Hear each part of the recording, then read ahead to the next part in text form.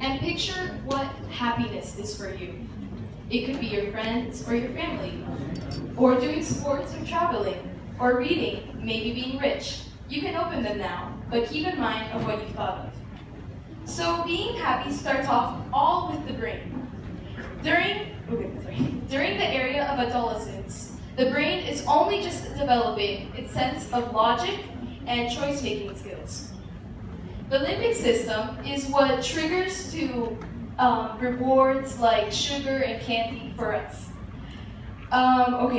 What causes, and it also causes things like emotional breakdowns, because we've all definitely been there, and it causes the trait of risk-taking that is found in teenagers.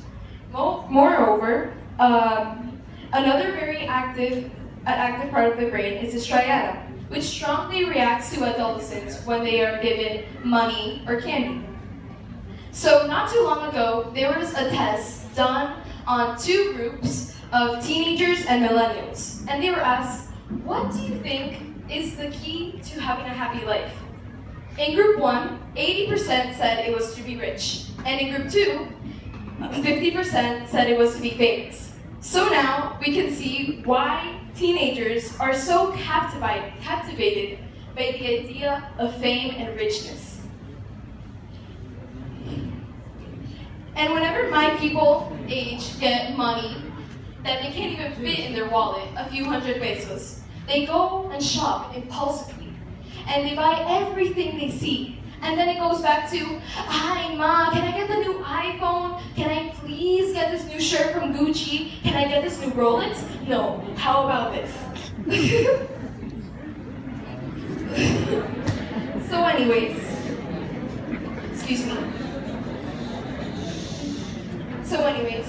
I suffer strongly from anxiety, and right now I'm recovering and defeating it as well. But whenever I got a really bad anxiety attack, I went to my one addiction, and that was shopping. I'd go to do so for hours, buying nonsense things I didn't need. I think I'd be happy with them, but really, it was just an excitement. It was just a spark of excitement that didn't last very long. Then I went back to arguing with my mom and dad, and just went back to my deep down depression hole. So when I came to Barranquilla, it hit me more. My anxiety started to overcome me. My dad lived another block away from me because where I initially lived in New York, my father wasn't living with me. So I started to miss New York a lot, where my true friends were. And every time I went back to New York from a trip, I felt like it hugged me warmly. So when I went over to my dad's house in Barranquilla, I was, whoa, it's so big, it's so spacious.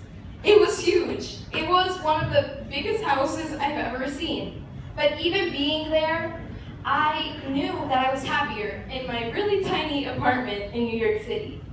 And I spent nights there at my dad's house, crying, telling my friends, oh, I love you and I miss you so much. So I got help from therapists, psychologists, you name it. And they told me to give Barranquilla a chance. And I truly loved it, and I learned to.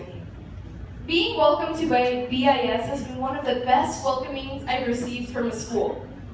So I'd like to say a big thank you to everyone, and everyone in your age, shout out to you guys.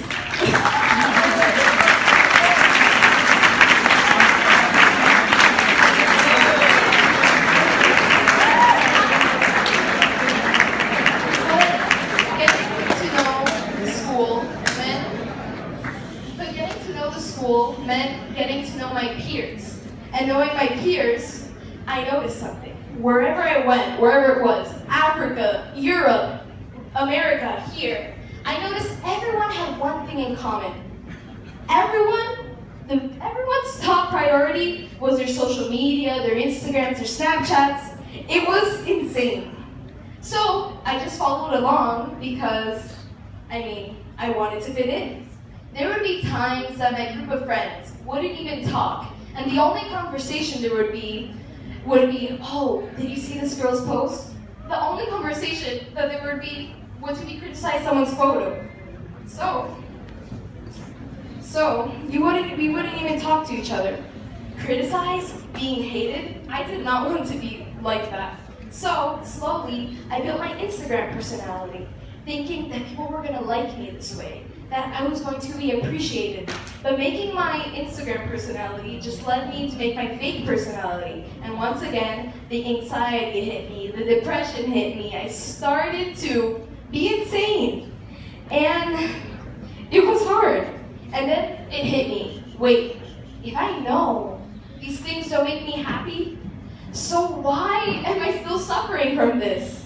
Then I realized what my everlasting joys were. And those included my true friends that you wouldn't even call a friend because they're like half of your heart already. This also included my health, my family, and yeah, I made close friends here, but fixing myself was one thing. But everyone around me still prioritized their phones. Don't get me wrong, everyone still socialized, but it was just different.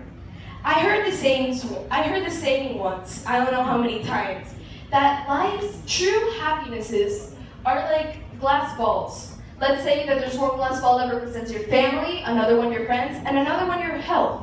You're constantly juggling them through life. And if you drop one, let's say you represented your family, there's no way to repair it. There's no easy way, at least, to get your family back and for them to forgive you for whatever you did. So, the same with your friends. These things, once it cracks, it can never really be repaired again. So, with your phones, you can just go get a new screen, and even if it kind of cracks, it still works. So that's why you should not prioritize this thing. So anyways, let's be more grateful for the things we have. Let's be more grateful that you have a damn roof over your head every time you wake up. Let's be more grateful that there's food in your fridge. Let's be more grateful that you're in this amazing education you're receiving right now. You and I. Because we all know that there's kids out there, not even with an education. But if you truly knew that, you'd prioritize your schoolwork. You try your best in everything you do, and stop worrying about, oh, he hasn't followed me back, he's not accepting me. And what is this with accepting everyone? Some of the people who haven't accepted you on Instagram are right here in the same room as you. Get up and talk to them before it's too late. Exactly. I mean, Juanito's right there, so I mean, just say hi before he's wondering, oh my God. So yeah. And when I say that I have anxiety, depression, I get stressed out a lot, I know that I'm not alone. In a way, everyone suffers from anxiety.